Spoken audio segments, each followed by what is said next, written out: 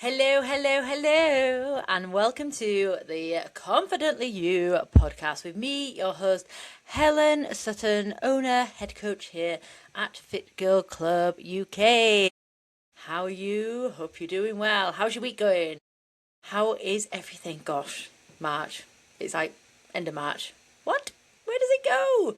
So if you're listening to this as I record, nope, as I post.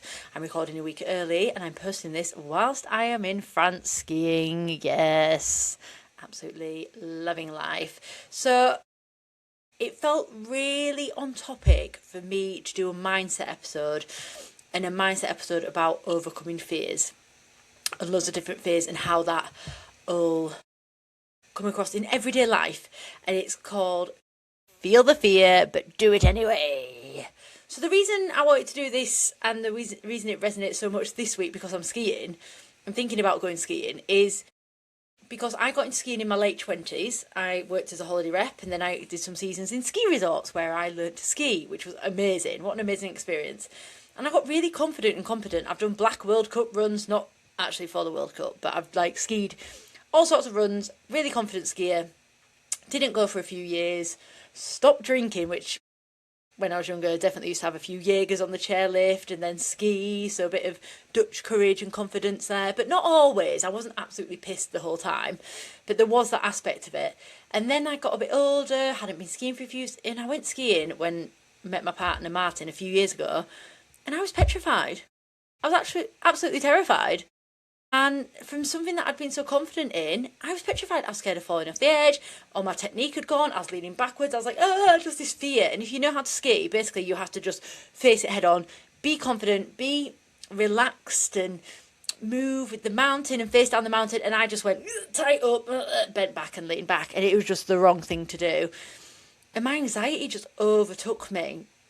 And we had a really tough week because I told Martin how I was a really good skier and I could ski anything and all these other things. And then we got there and I was just scared and I was just too scared to do anything. And I went to lessons and we got a private lesson and all the stuff that you meant to do, girls. I wasn't just being an idiot and going out on the slopes and thinking I can get down a mountain, because you can't, by the way.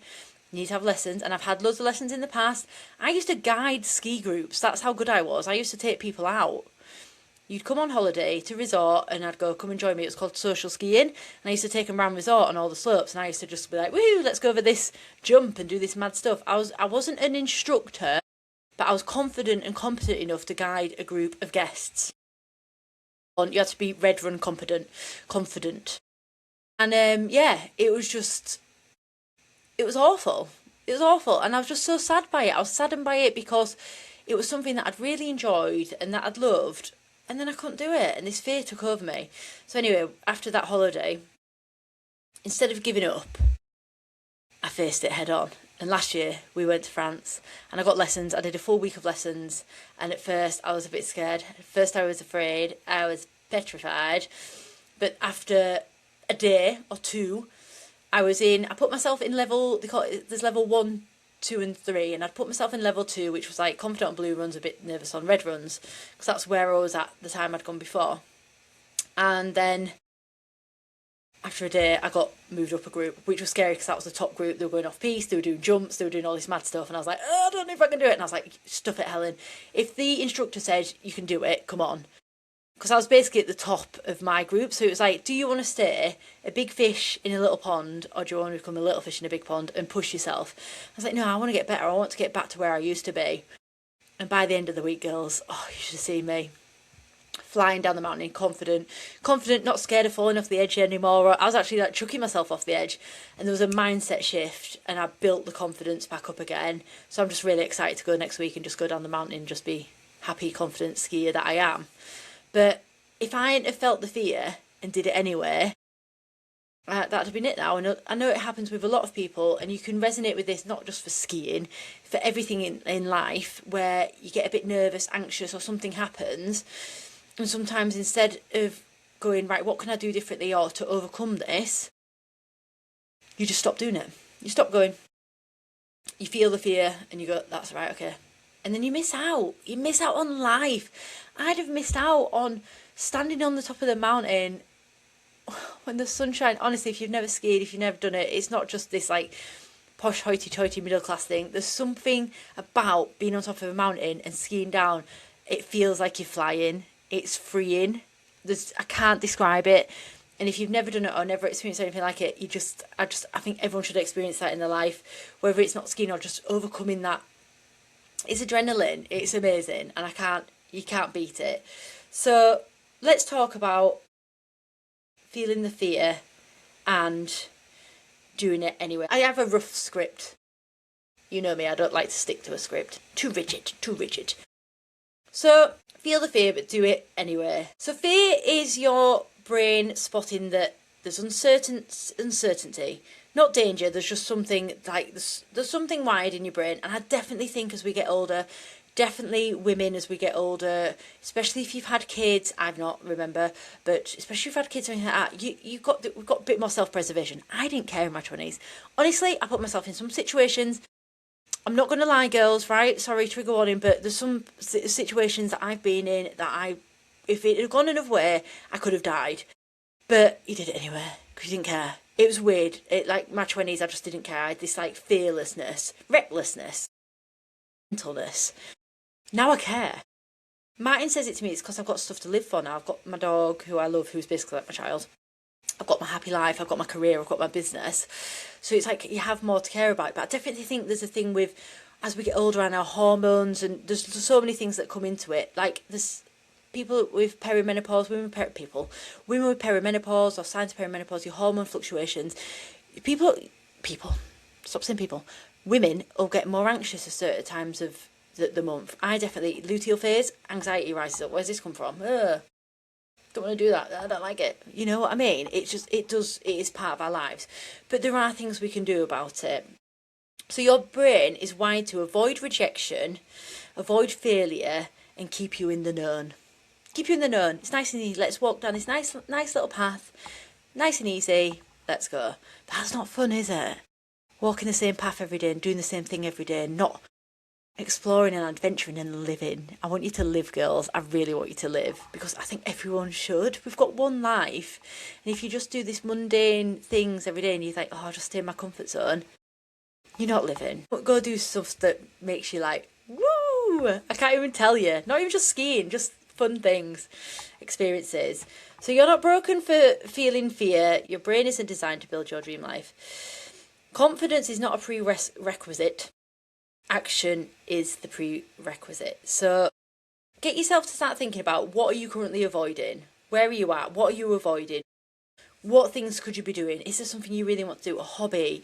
And you go to a run club or a new gym, or go to a crochet club, or, you know, oh gosh, I'm trying to think of like calligraphy, or a choir, or why is still a C?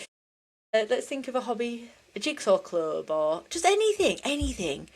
That you want to do. You want to go do a murder mystery group, or just think anything. Your book club. You want to start a book club. You want to start doing things for the community, or doing things, but you don't have the confidence because I can't do it. Not me. Why would anyone listen to me? Why would anyone want me there? What story are you telling yourself? This is all about your narrative as well, and the stories we tell ourselves. The more you tell yourself something, the more you're likely to believe it. And we'll always have that inner voice. We'll always have that inner voice on our shoulder, beep, beep, beep, that's trying to protect you. But you can have that other voice, and you can quieten down the inner voice. It'll always be there, but we can make it quieter. So common patterns are, I'll start when I have more time. You're putting it off, aren't you? There'll never be enough time, girls. We're busy. We fill our time. When you've got free time, you do something else. There's always something else. If you don't prioritise something for you, you will never do it. I need to lose weight before I go to the gym is a common one. I need to be fitter before I do this. No, you need to start. You need to start doing stuff. People will judge me. Caring about what other people think. Everyone's got a thought, a feeling, and an opinion. The less you care, the better. You need to care about you, and as long as you've got your values and you're not hurting anyone, do what you want. And the people close to you, if you've got good friends that genuinely support you, which if you don't, and I'll always say this, there are 1 billion people in the world, 7 billion, not just 1 billion, go find new friends.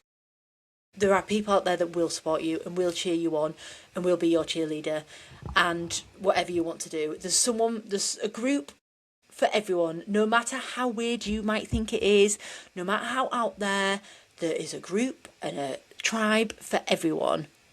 This is a great thing about online communities, because they've built this bridge between worlds that we never used to have, and there is people out there for you, for everyone, and I think everyone should experience that joy of finding their tribe and community. So you know that feeling when you want to do something but your brain instantly goes, who do you think you are? Why should you do that? Why should you be able to do that? Why should you be good at that? So walking into the gym for the first time, posting a progress photo and your success that you've had, saying no to plans and having boundaries, that comes up with fear of being judged. If you don't want to do something and you can't say no, that's fear of someone else's reaction. Signing up for something big, like when I did my first ultra, or going on a ski holiday, or going on an adventure holiday, going on a solo holiday, going on a solo trip, or doing something, going for a solo day out, going for a hike, doing a hike you've always wanted to do, planning a hike, just going for a walk, going to the shop, going out for a drink, going to a cafe, going to the cinema on your own or with someone else, or just trying something new. Here isn't the problem, avoiding life because of it is. So we talk about fear about, it comes up and shows up in fear of judgment, fear of failure, fear of looking stupid, fear of success as well. You could be scared you've never succeeded, what if it goes well? This can control your life, and it can make you feeling your worst at your smallest, of fear of doing things differently. It's fear of the unknown. Fear doesn't mean stop, it usually means it matters a lot to you. It comes across in just it's just gone down the wrong avenue. So we talked about it fears your brain keeping you safe, and your brain prefers familiarity, right? It likes nice little things, nice mundane things, but also there's part of your brain that enjoys like the trying something new and making new memories. Think back to a day where you've had like the best day out, you've just had the best day, right? Think back to where you were. What were you doing? What did you experience? What did it feel like? Now I want you to start picturing it, that day or that experience. At the end of the day, what was it like? And I guarantee it wasn't something you do every week. Your brain works in a way that when you do something new or different, it creates all the new memories and it makes time go slower. So by creating these new things and the excitement, it invigorates you. And I bet you can think of those days where you did something amazing. Now, if you, for example, had a day out and did something and went somewhere, so let's pick some at random, whitewater rafting, and you had this day and you went to a river, and that river, and you had the best day out, and now you try and repeat that next year, I guarantee you can't. You can never repeat the same thing because it's not new, it's not fresh, and it's not exciting. You can do it differently, so you can go whitewater rafting somewhere else with a different group or a different time of year and things like that, or do a different route or be more confident in it. But that first experience of doing something new is because you're telling yourself, I can do this. It's building up confidence reps as well. So you don't build up the confidence and then act. You act, which builds up your confidence. No one feels ready walking to the gym for the first time. No one. Absolutely no one. And you didn't feel ready when you changed your approach to fitness. You just did it. You just tried something new. Some things work, some things don't. It doesn't mean you're a failure. It's just acceptance of it is what it is. But imagine not trying. I always use the saying, like, imagine you're on your deathbed. You're 90. You've had the best life. Well, maybe not say, let's not have the best life, actually. You're 90 and you've had an okay life. And you think, oh, I regret not doing that. Always play it forward. Regret not doing that. So that's your drive, and you want to be 90 in your deathbed and go, I don't regret that. Don't want to make myself cry. Don't want to get emotional.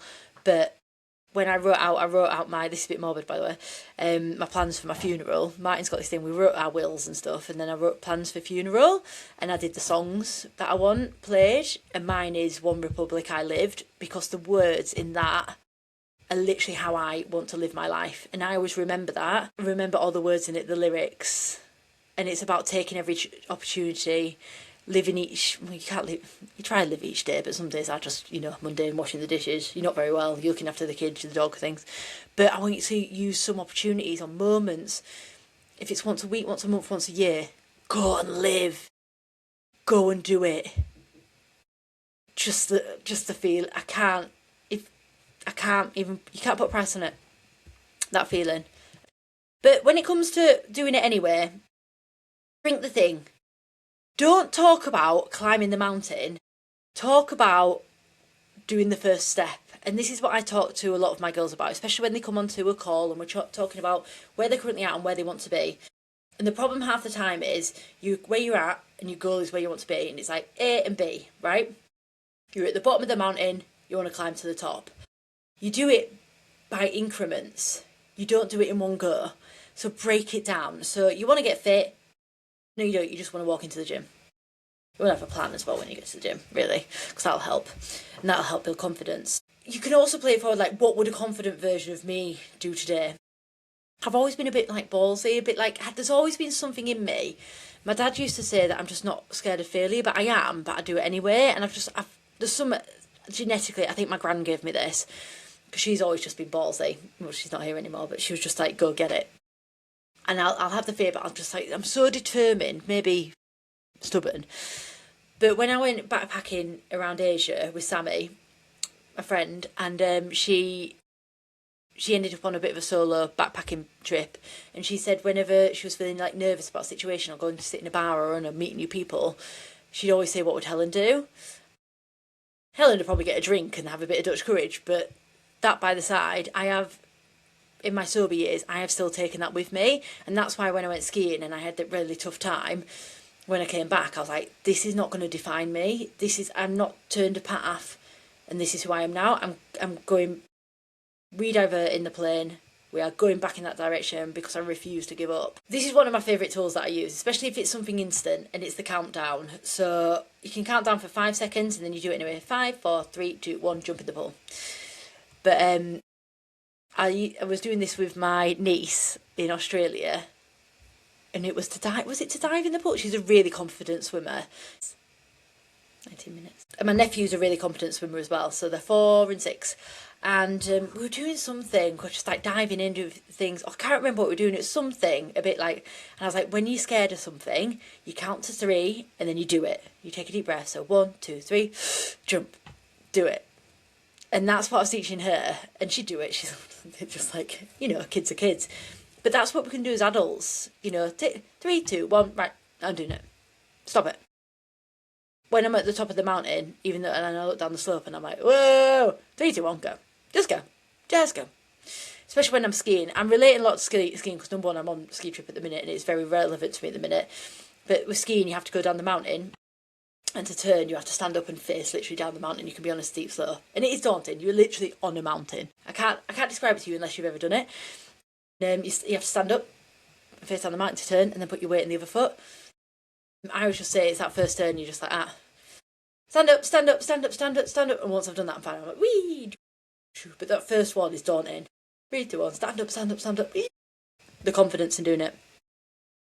So every small action is evidence that you can do hard things. It's about building up reps.